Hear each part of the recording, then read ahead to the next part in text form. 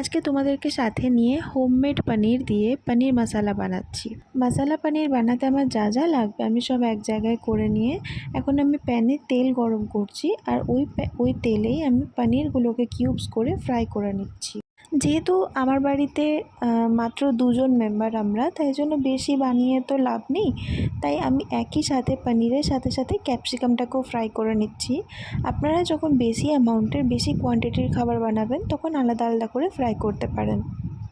আপনারা যদি বাজারের পনির ইউজ করেন এই খাবার বানাতে, তাহলে আপনারা পনিরটাকে ফ্রাই করার পর সেই পনিরটা আপনারা একটু উষ্ণ গরম জলে ভিজিয়ে রাখবেন। তাতে কী হবে, পনিরটা একটু নরম হয়ে যাবে। আমি যেহেতু পনিরটা বাড়িতেই বসিয়েছিলাম তাই আমি সেই প্রসেসটা করিনি। এবার আমি কিছুটা তেল কমিয়ে নিয়ে তাতে আমি জিরে ফোড়ন দিয়ে আর একটু হিং দিয়ে রান্নাটা শুরু করেছি। এই পেস্টটাতে একটা টমেটো, 2টো শুকনো লঙ্কা, একটু মগজদানা, একটু পোস্ত বাটা আর একটু কাজু বাটা দিয়ে একটু মিক্সারে গ্রাইন্ড করে নিয়েছি।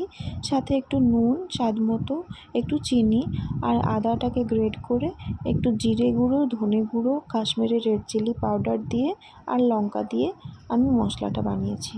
মশলা থেকে যতক্ষণ না তেল বার হয় ততক্ষণ একটু কষিয়ে নিতে হবে, আর তারপরে একটু জল মিশিয়ে আপনি এটাতে ভেজে রাখা পনির আর ক্যাপসিকামগুলো দিয়ে একটু গ্রেভি টাইপের করে আপনি রুটি বা পরোটার সাথে সার্ভ করতে পারেন।